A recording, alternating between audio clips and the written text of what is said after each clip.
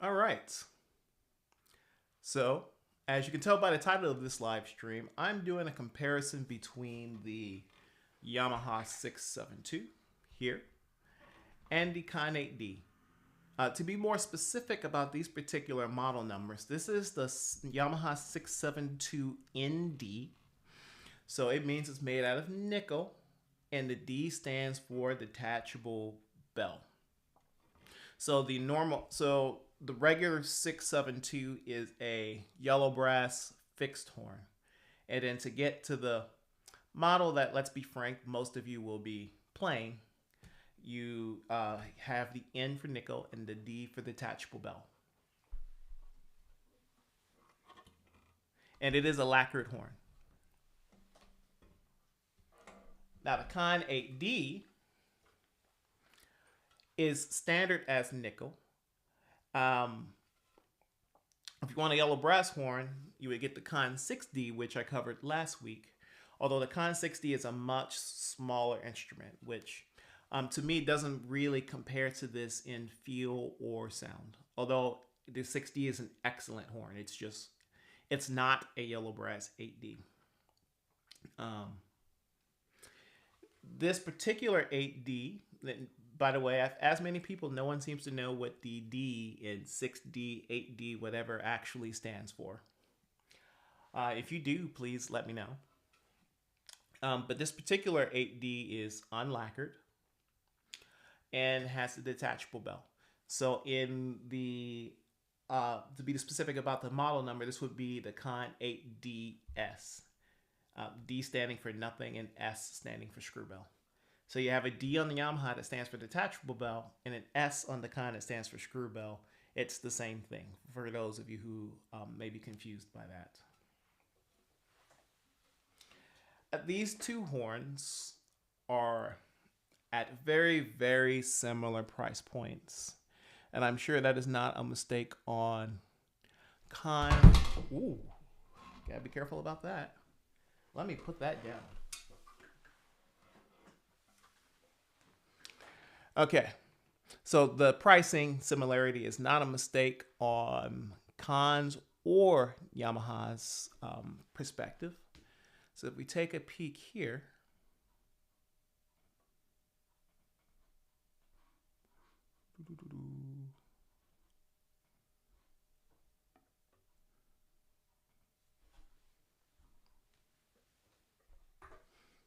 the pricing of the Conn 8D is $61.99. Why is that not up on the screen? Ah, yes, camera 4. So the pricing of the 8D in its detachable bell version, so unlacquered detachable bell, is going to be $64.99. And the 672 is going to be $61.07. And the only difference between those would be the Yamaha is lacquered and the Conn is unlacquered. Although there is no savings for lacquered versus unlacquered on the Conn side. Okay.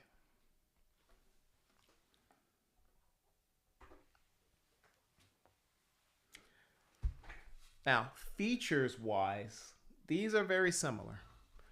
This Conn 8D here has the upgraded linkages that I mentioned last week on the 6D. So the Conn 8D's linkages are now articulated. In the past, they have traditionally been fixed. Let me...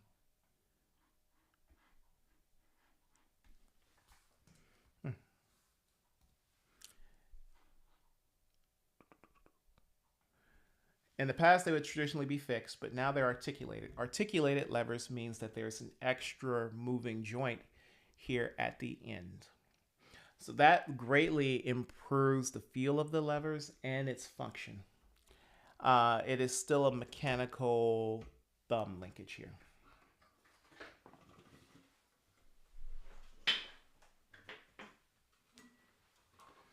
The Yamaha also has the articulated linkage, And to my feel, the Yamahas are a bit smooth. The Yamaha valves are a bit smoother and a bit faster. However, when doing a direct comparison between these, the levers on the Yamaha 672 are shorter. So even though I have large hands, I'm actually reaching quite far from where my hand sits to the keys in order for my fingers to reach. I suspect someone with smaller hands would have a much bigger problem with that than I do. So that's just something that I noticed. Now, of course, the levers are string linkage, so they can be raised and lowered easily. But I don't think that would fix the problem of these levers, in my opinion, just being a little too short. They should just be a little longer.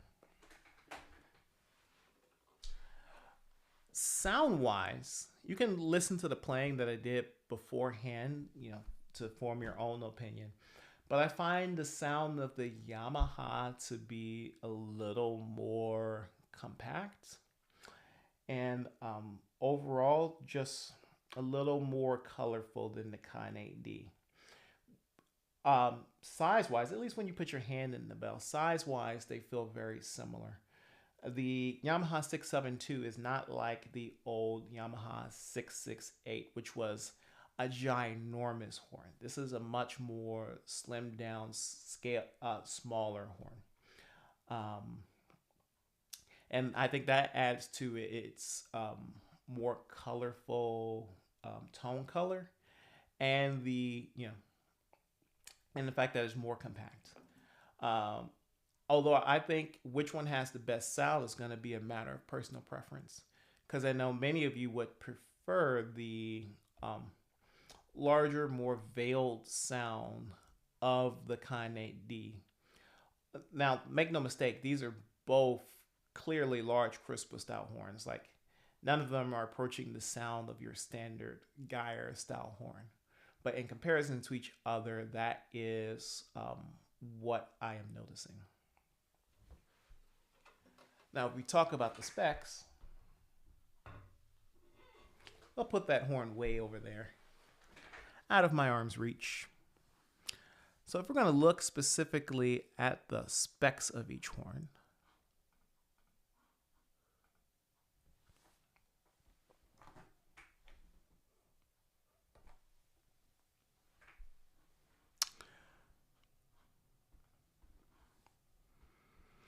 the Conn-8D here, all nickel silver, just like the Yamaha 672. Optimized bracing.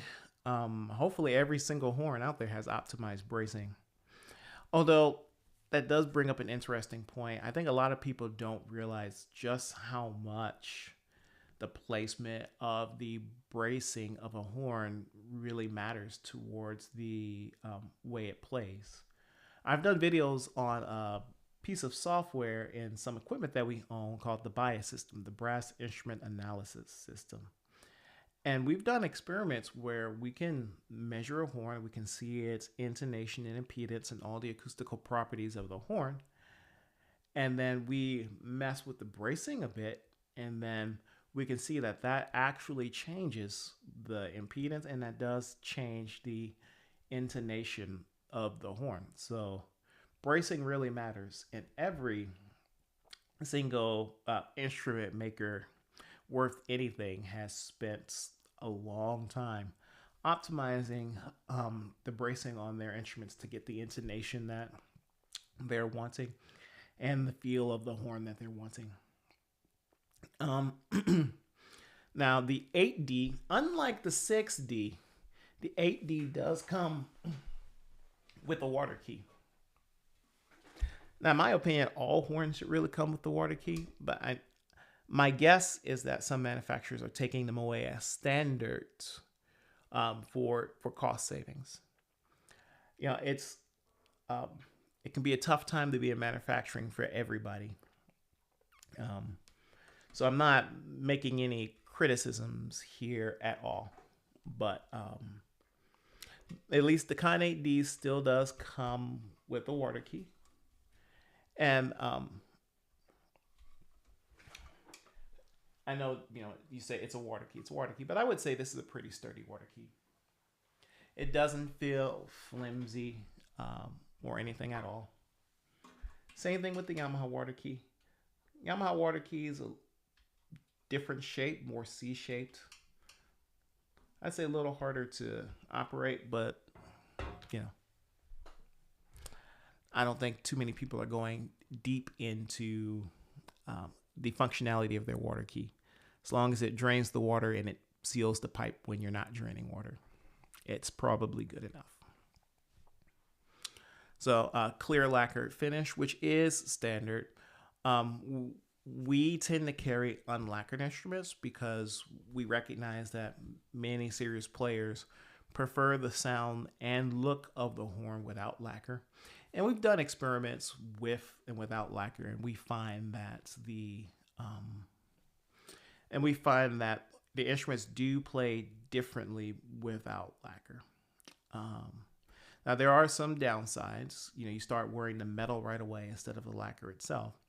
But speaking of wear, when you don't have lacquer on a horn, you avoid pitting because lacquer doesn't wear evenly. So when a piece of lacquer chips off and your sweat starts eating away at the metal, it only eats away at that section of metal. And then the next time it chips, your sweat only eats away at that section of metal. And over the years, that can lead to a situation called pitting, where you have a rough surface over your instrument, which is not aesthetically pleasing. If your horn is unlacquered, you never have to worry about that because from day one, your oils and the sweat of your hand is wearing the metal down more evenly. So specifications: key of F, B flat, 468 bore, also known as 11.9 millimeter bore. 11.9 millimeters or 0.468 inches is the same bore type, which is kind of like a standard American bore type.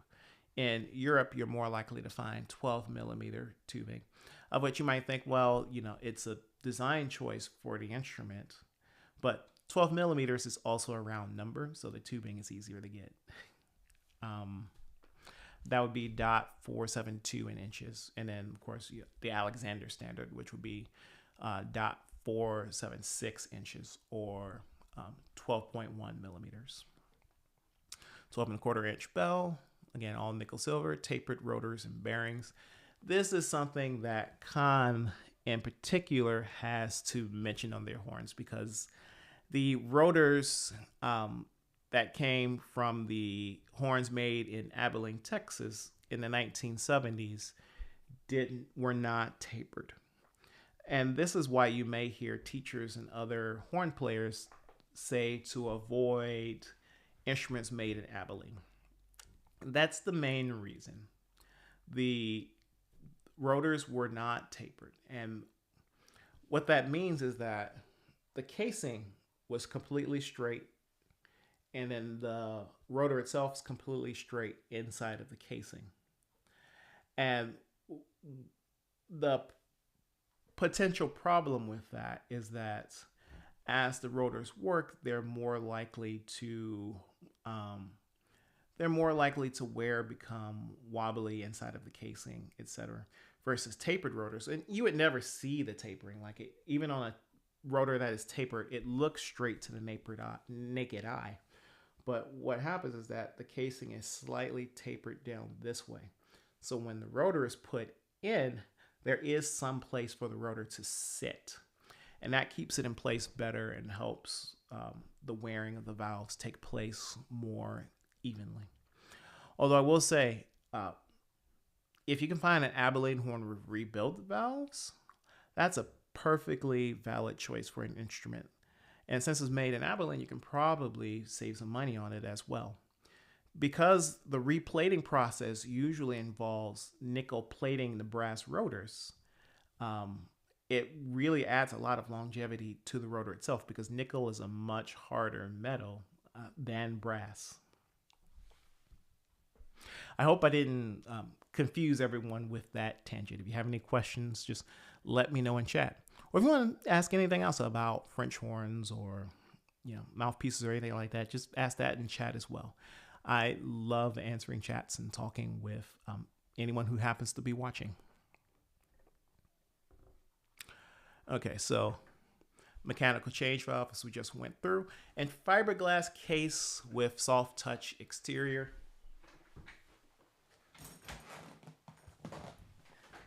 I've mentioned it before and I'll mention it again. I really think this is the nicest OEM screw bell case being offered with any instrument at this point.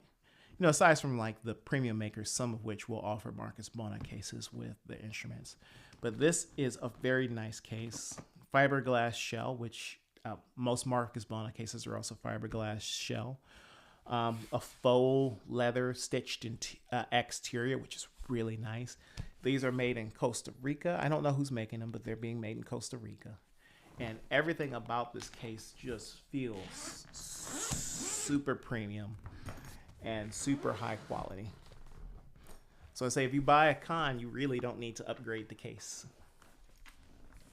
Now, again, these are pretty new, so I have no idea about the longevity of the cases and how well they last in the long term. But in the short term, they feel and look very nice. Room for 2 mutes, your horn, and 2 accessories pockets here. And this does fit within airline specifications, which is really important. So you can take this case on an airplane, even if you get asked to put the case in the sizers. This case will fit in the sizers, and you should have no issues. Unless the overhead bins are full, but no one can really do anything about that. Now, if we move over to the overview of the Yamaha, so we have a new lead pipe inspired by the old YHR-672, which to me, this horn doesn't, I said this during the individual video about the 672. This horn does not feel like the 862 to me. Again, it doesn't mean it's a bad horn. I think it's a great horn. I think in a lot of ways it's better than the old 862. But if you're thinking that Yamaha recreated the 862, I think you'll be disappointed. Squared main and F tuning slides. The very, very old Kruspe horns used to have squared slides, and the shape of the tuning slides does make a difference. Extra large bell, smaller than a 668, but still a large Kruspe-style horn. Extra large, I'd probably say large, but that's all subjective anyway. Short stroke 4th lever mechanism. Redesigned shorter lever mechanism allows for faster switching between the F and B flat sides, adding convenience and comfort during performances. Okay, now I do have to say that the thumb on the Yamaha, on the new Yamaha 672, does feel better than the mechanical thumb on the Conn 8D. So yeah, I would definitely take the string linkage short stroke 4th lever for the 672 over the 8D. And it's made of all nickel silver. Looking at the ring, it looks like the ring is made out of yellow brass. Probably for aesthetic reasons. Most rings are made out of bronze, because that's a harder wearing metal, or nickel silver. If you take a look at the Yamaha 671, well, is it the 671? Well, at least the 871. There's a nickel silver ring for that reason. But I'm just looking at it and spitballing here. It looks yellow brass to me. If that is wrong, someone can correct me. Now I'm curious. Yeah, the Conn 8D, you can tell by its more reddish color, this is a bronze ring.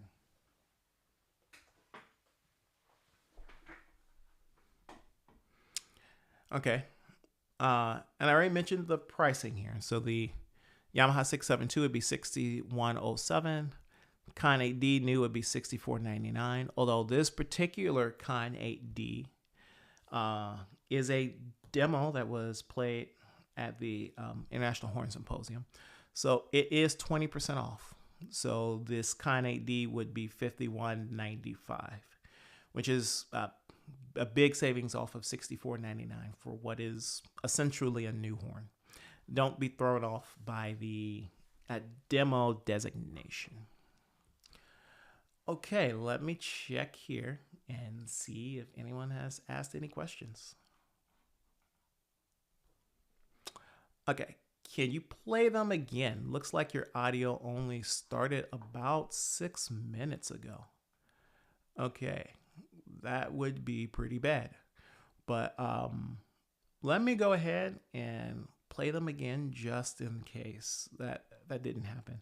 Nothing's changed with the settings that should have added in or subtracted audio. But yeah, let me go ahead and play the two again.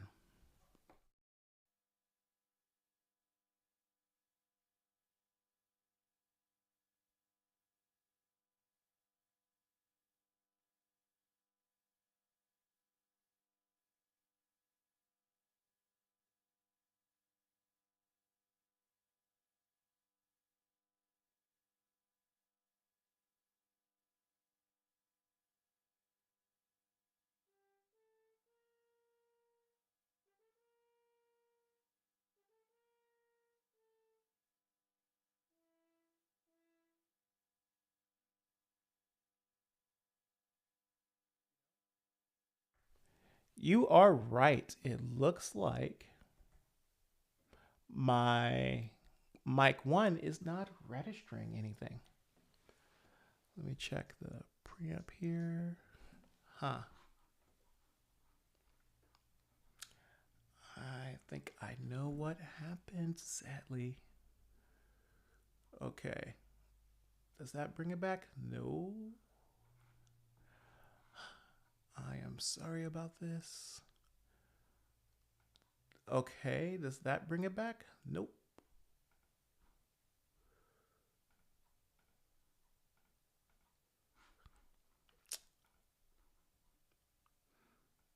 Does that bring it back? Nope.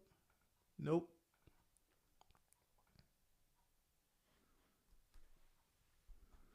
Okay. Again, I am sorry about this. I see what happened.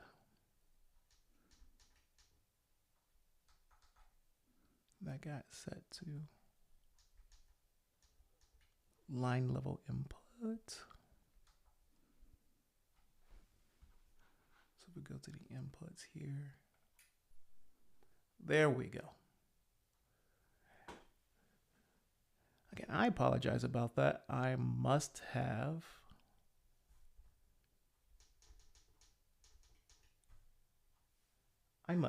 hit something when I was testing this out. Okay, I'm gonna play both horns again.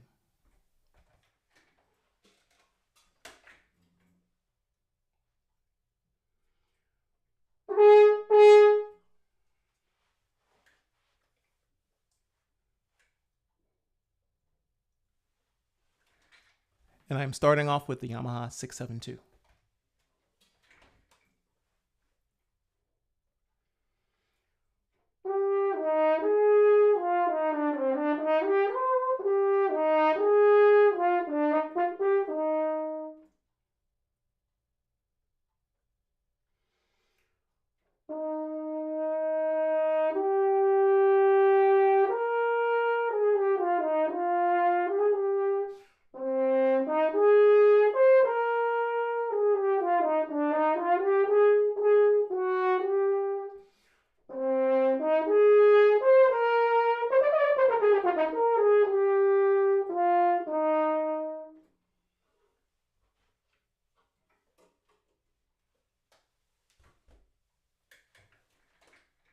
Moving on to the Conn 8D.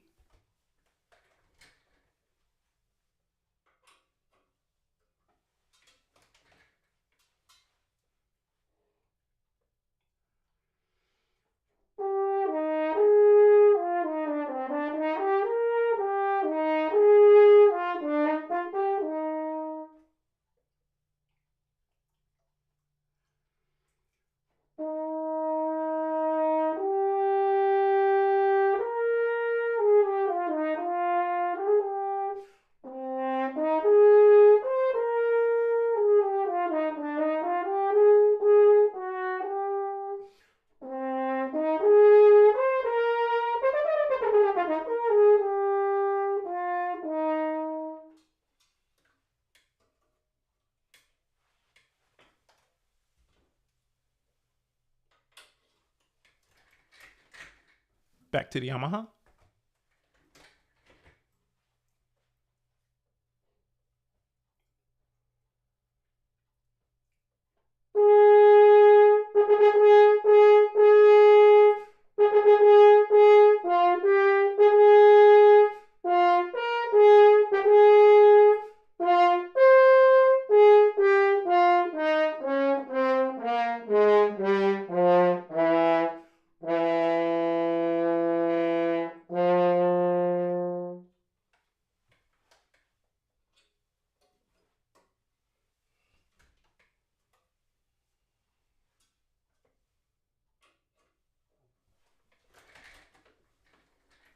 Conn 8D again.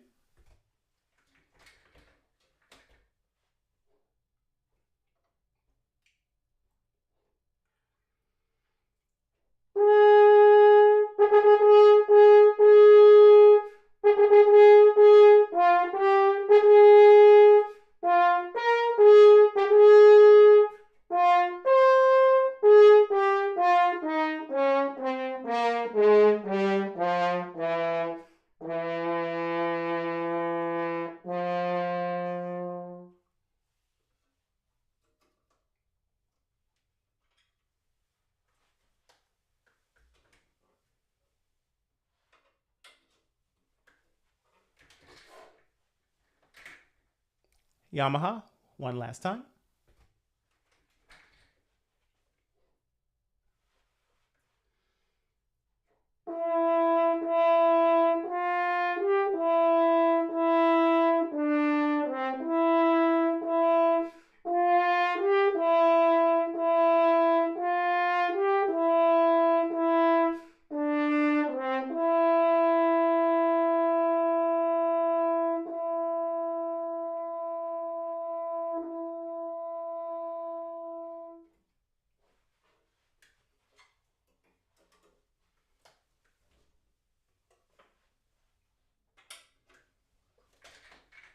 And the Conn 8D.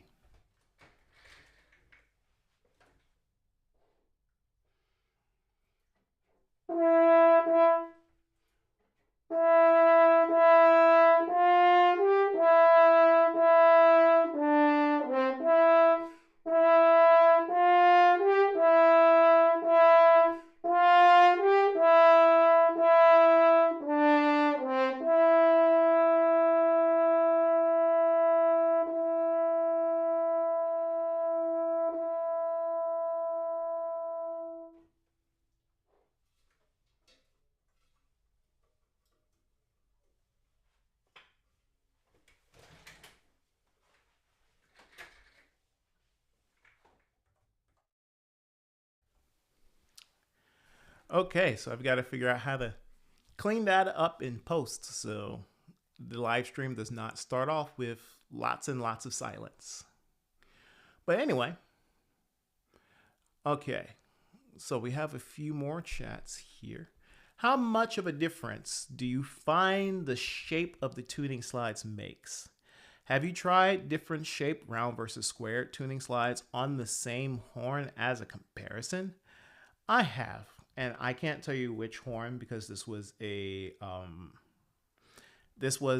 test that was not meant to be public. But what I can tell you is that it does make a difference, and it makes more of a difference than you would think. Now, it's really hard to describe. I would never say that the square tuning slides are better in any way, shape, or form. They're just different.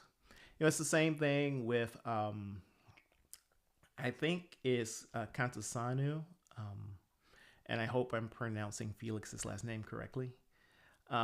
He used to make a rounded tuning slide for Schmid horns. And those really changed the instrument as well. So it's not so much that, I guess the way I would describe it is that the rounder tuning slides seem to be make it a little easier to move between notes, while the square tuning slides kind of lends itself to a more slotty feel. But again, it's not one is better than the other. It's kind of just a preference as to what you're going for in sound. Um, okay, and we have another comment from the same person. Imagining the interesting shaped B flat first slide on the Conn-Selmer the third valve slide in original gyres, etc. Yeah.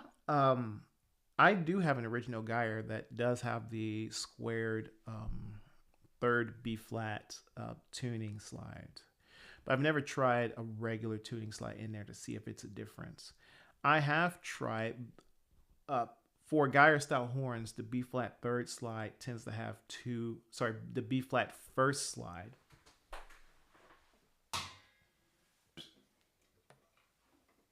So this slide here, B flat first slide, it either is, okay, I should stop dropping stuff. It either has a rounded, narrow junction here, or it has, rounded, narrow crook here, or it has a crook that's just a smaller version of the first F tuning slide. And you can get into some really contentious arguments if you talk to horn builders over which one of those shapes you prefer. Some really ardently believe that the B-flat tuning slides that are shaped like a smaller first F tuning slide will leads to intonation problems, and the note doesn't hit in the right way. While some will say no, it's much better to have the air flow and flow more smoothly instead of having it make a sharp turn in the more rounded tuning slide. Does any of that have a point? No. I'm just saying it does make a difference.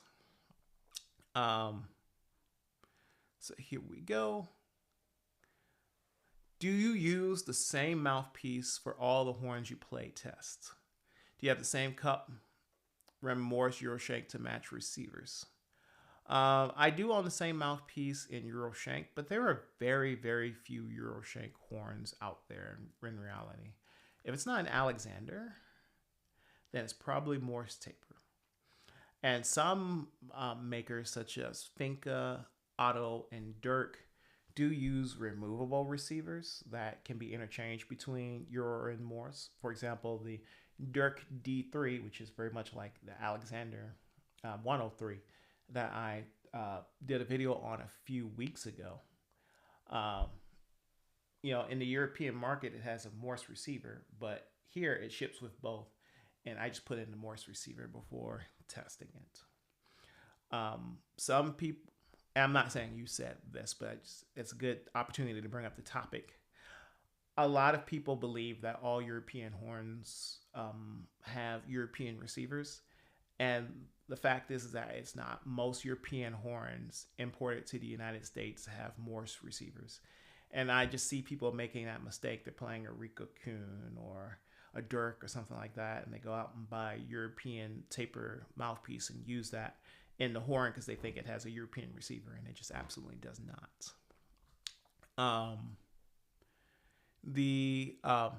But do I use the same mouthpiece? Yes, I do. I know some people, for example, my old teacher, John Erickson at Arizona State University, he's a real proponent of, matching the mouthpiece to the instrument. You gotta, have, a different mouthpiece for the descant, different mouthpiece for the triple, different mouthpiece for different doubles. And I have just never found that to be the case. I find that a good middle of the road mouthpiece for me works well with all of my horns, whether it's my Paxman 45 Heritage Descant or my Rico Kuhn triple or my Geyer double. And even of the horns that I'm play testing, I find that using the mouthpiece that I'm comfortable with, and as long as it's middle of the road, and my mouthpiece is the Veris PF mouthpiece, it just tends to work well with everything, and I tend to have much better results with that than I do trying to find another mouthpiece that, you know, you supposedly works better with that particular horn or another. Okay, had a question on descant warm-ups.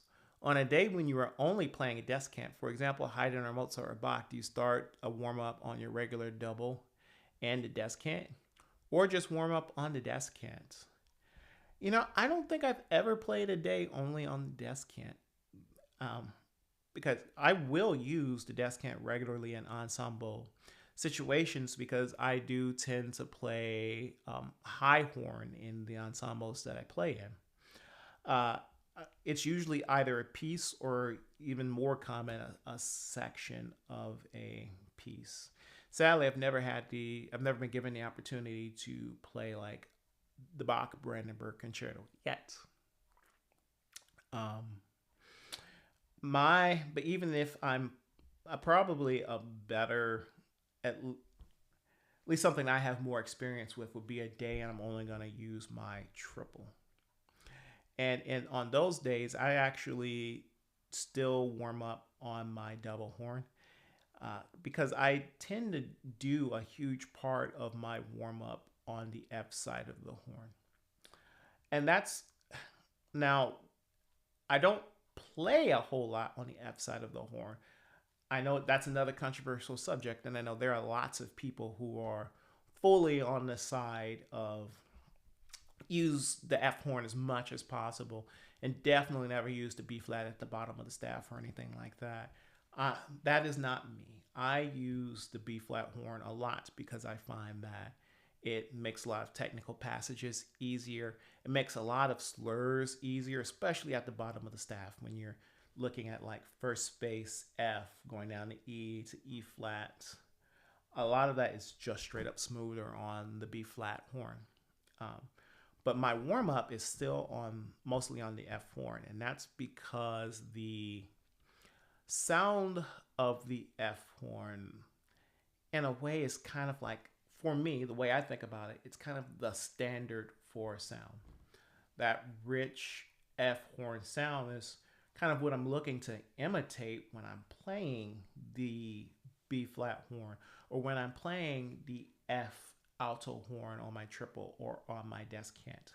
So starting off the day on a good double, using a ton of F horn, getting that sound and that feel of playing the F horn,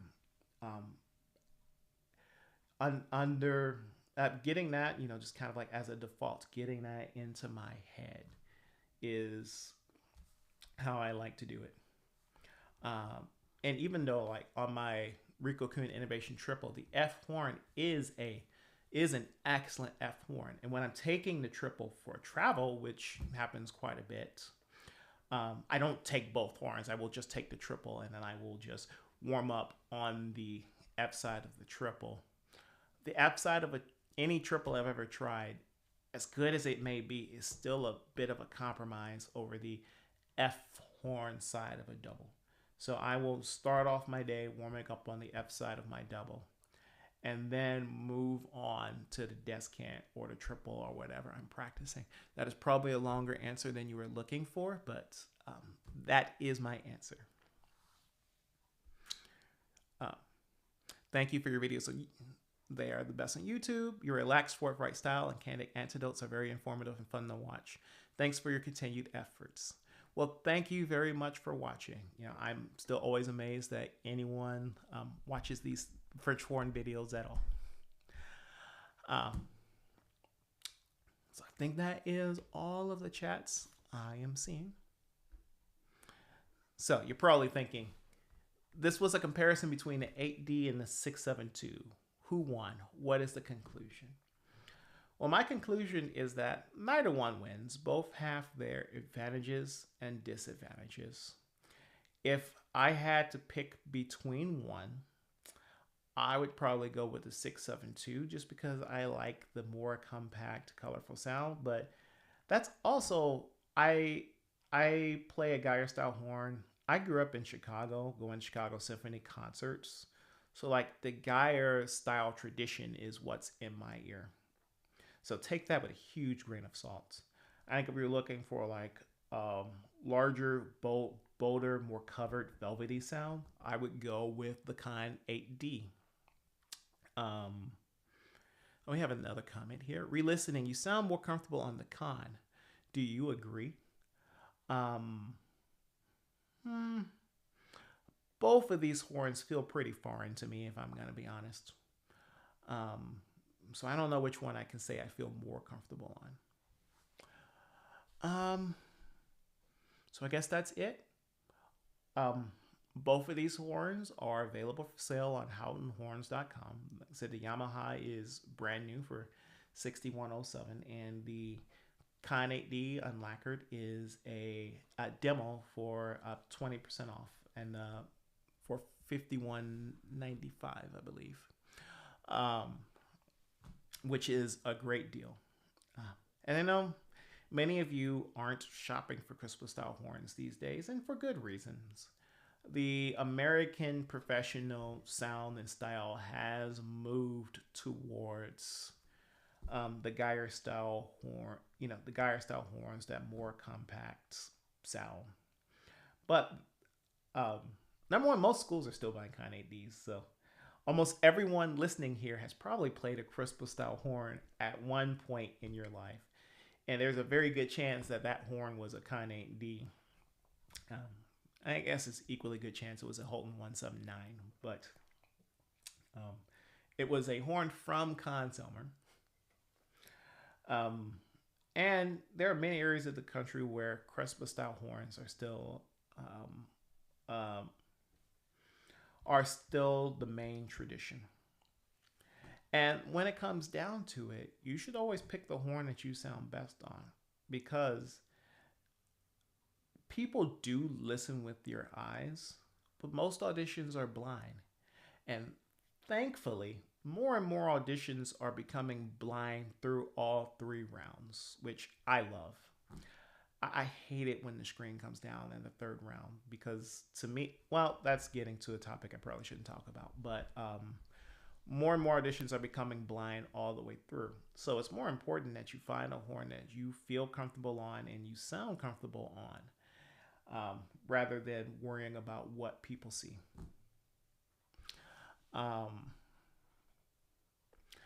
Okay. Well, thank you very much. I think I've settled on Thursday as my video day. So if that holds, you can tune in next Thursday, noon-ish, and I'll have another horn to talk about. Probably the Conn-10D. The newly redesigned Conn-10D, by the way. Thank you, and have